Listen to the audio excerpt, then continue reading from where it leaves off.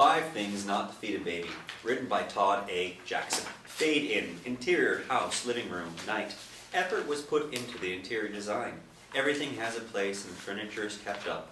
Halloween decorations are plastered in windows. Davis, early 30s, wearing a Star Wars shirt, enters enthusiastically carrying several bags of candy. Mike, mid-30s, with a thick beard, wearing a white t-shirt that says costume, sits on the couch staring at a letter. Hey babe, I got a ton of candy. We are so taking Best Candy in the Neighborhood award this year. Davis? Oh, and I also got this. Davis plops down next to Mike and gives him a baby preparation book. I know we're waiting to hear from the last couple of mothers, but... Babe, we got rejected again. Mike hands Davis the rejection letter. The 4th mother decided to go with another family. Davis stares at the letter and processes the situation. Well, we have one more mother, so, I mean, there's still a chance. Look, I really think it's time we start being realistic here. There's a major possibility that this baby thing may not happen. Davis looks at Mike in disbelief. He shakes his head, stands, and walks into the hall. Interior, house, nursery, night.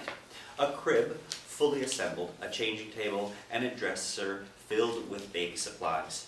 A small couch sits against the wall, which is covered in zoo animal decals. Davis pulls the animals down and drops them into an empty box. Mike enters and places the baby book on the small couch. Stop it. What's the point? Every time I walk past this room, I get depressed. I know. It's because we're gay, isn't it? Like you said, it's not gonna happen. We don't get a baby because we don't fit into their teeny tiny stupid box of norms. He pulls baby blankets from the dresser. That's not what I meant. And you know what the worst part is? I know I'd make a great father. Mike sighs, approaches him, takes the baby blankets, and places them on the couch. Hey, let's focus on something else tonight, all right? I rented an American Werewolf in London. I know it's your favorite. Even though it's scientifically impossible and completely ridiculous. Dave tries to smile. The doorbell rings. Shit, already? Where's the candy? Kitchen. Okay, go get your costume on. Interior, house, foyer, night. Mike opens the door spookily. Ugh, trick or treat! Hello? No one is there. He looks around, then sees a basket. Is this a prank? Davis? Davis approaches from behind, half dressed as a vampire. What? He looks down. Is that? The basket has a white blanket inside and a letter safety pinned to the top. As Mike and Davis get closer, the blanket wiggles and squeals. Davis shrieks and grabs Mike. Sorry. Mike picks up the basket and sees a baby. Holy crap. The baby girls. Excited, Davis takes the basket while Mike looks around the front porch. Hold on. You can't Stop just... talking! Interior, house, kitchen, night. Davis pulls the infant from the basket and cradles it. Seriously, people don't just leave kids on doorsteps anymore. I read it in National Geographic last week, so you're wrong. Why, would that be... That's something that'd be in the National Enquirer. Okay, I might have skimmed the article. Point is, it happens. In the Ukraine. Mike sighs and grabs the letter attached to the basket. Just as he opens it, there's a knock on the door. The baby cries. That's probably the parents. Don't answer it. Mike places the letter on the kitchen table and walks to the door. Davis rocks the crying baby in his arms. Come on, buddy. What's wrong? Are you sleepy? Dirty diaper? Checks diaper. Oh, you're a little princess, aren't you? Yes, you are. And Mike is just a big queen. Trick or treat! She continues crying. Mike enters. It was trick-or-treaters. Look, we have to find the baby's parents. You know, maybe she's hungry. He returns her to the basket and places it on the kitchen table. He goes through the refrigerator. She? How do you know? Because, Michael, she doesn't have a penis. Mike groans. Davis pulls out a jug of milk, an apple, a banana, kale, and peas. What the hell are you doing? Feeding her. You can't give a baby any of that. I know that. I'm going to blend it together. Like a baby food smoothie. I'm improvising. He pulls the blender from the cabinet. Mike scoffs. No. See, this is why we need to find her parents. Maybe it's good we got rejected. You clearly have no idea what you're doing. Moonlight begins creeping in from the window. The baby continues to cry. Davis throws the food into the blender. Wow, deep stab. I don't see you doing anything. He blends the concoction together. I'm trying to find the parents. Where the hell is the letter? The The moonlight gets closer to the baby. She notices, and her crying slowly subsides. What's your language around her? Why? It's not like we're keeping her. Have you seen the damn letter? Blending stops. Davis pours the blended liquid into a cup. No. And now you're cursing just to piss me off. He brings the cup to the baby. A low growl comes from the basket. He inches closer to investigate. A snout sticks out and chomps. He leaps back in terror. The smoothie goes everywhere. Holy shit! Mike quickly turns, hearing Davis screaming, and sees him frantically pointing at the basket. He notices an infant werewolf emerge wearing a diaper and holding the letter in her jaws. Mike freezes in shock. She lets out a spine-chilling howl as she leaps off the table and darts into the living room, the letter still in possession. Nope. Mike grabs his car keys and darts towards the front door. Where the hell are you going? Another howl is heard. Davis and Mike stare into the living room. I'm not staying in the house with that thing! Mike, it's still just a baby. Maybe we can figure this out. There's nothing to figure out! I didn't sign up for this! Mike leaves the kitchen. Davis turns into the living room and sees couch stuffing flying everywhere. He turns and rummages through the kitchen drawers wildly. He pulls out a metal ladle that reads stainless steel on the side. Interior, house, living room, night. The werewolf digs through the couch as Davis cautiously creeps up from behind. He clicks with his tongue. The werewolf stops and turns to face him. She growls. Davis panics and swings the ladle at her. She catches it in her teeth and rips it from his hand. She doesn't like that. She snarls, revealing her enlarged incisors, and drops the ladle in half. Oh dear. Davis takes off in his sprint with the werewolf in hot pursuit. Interior, house, foyer, night. Mike puts on a jacket and opens the front door to see Timothy, 10 years old, dressed as a pirate, and Susan, early 40s, in sundress. Trick or treat. Mike screams, then quickly tries to catch his breath. Hi, Mike. I'm so sorry. Did we scare you? Me? Oh, no. Yeah, no. Crashes as Davis screams can be heard in the background. Everything okay? Of course, yeah, just watching a scary movie and stuff. Michael, Google silver bullet.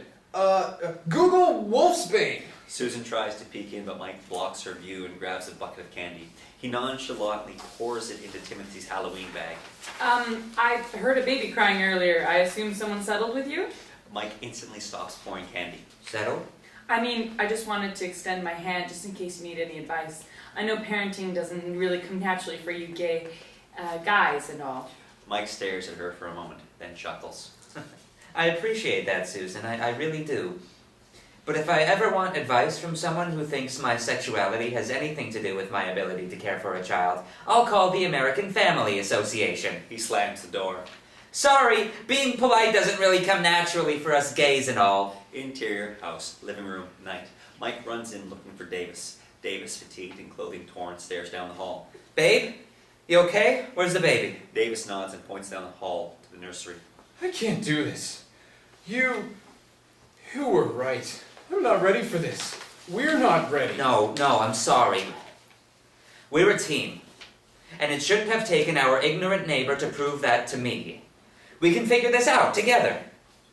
All right, then how? She has teeth and claws and... She's a werewolf. A wolf! Dave, in the wild, in a wolf pack, to establish dominance, the alpha wolf has to demand respect.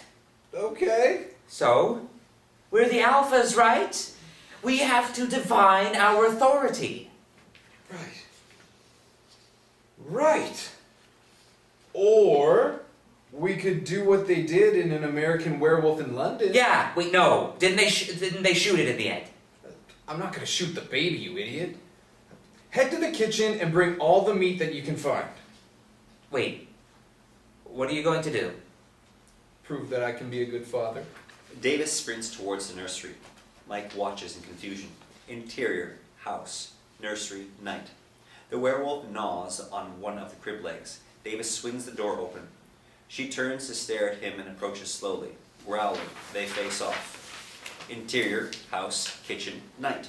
Mike grabs bacon, ground beef, raw steak, sandwich meat, chicken wings, and reluctantly tosses it into a plastic bag. This is disgusting. Interior, house, nursery, night. Mike rushes in with the bag as the werewolf nears Davis. Okay, what now? No idea. Don't know what I'm doing. I thought you had a plan. I did. We're just gonna wing it. Davis stares the werewolf down and cautiously approaches her while scanning the room for anything that can subdue the beast. He sees the blankets lying on the nursery couch next to the baby book. He gets an idea. Alright, on the count of 3, throw me one of those blankets. Mike looks to the blankets, nods, and gets tense. 1, 2, 3! Mike swiftly tosses a blanket to Davis. The werewolf leaps in the air towards Davis. Davis catches her in the blanket and immediately tries to wrangle her as she twists and turns. Mike! The meat! The meat! Mike, stunned from the situation, snaps back to reality. He reaches into the bag and quickly produces a slab of steak. Davis wraps the werewolf puppy in the blanket, only exposing her head and snapping jaws. Davis holds tightly. Mike slides in and slips a steak into the werewolf's chopping jaws. Her snarling instantly ceases. She devours the steak quickly and anxiously looks to Mike for more.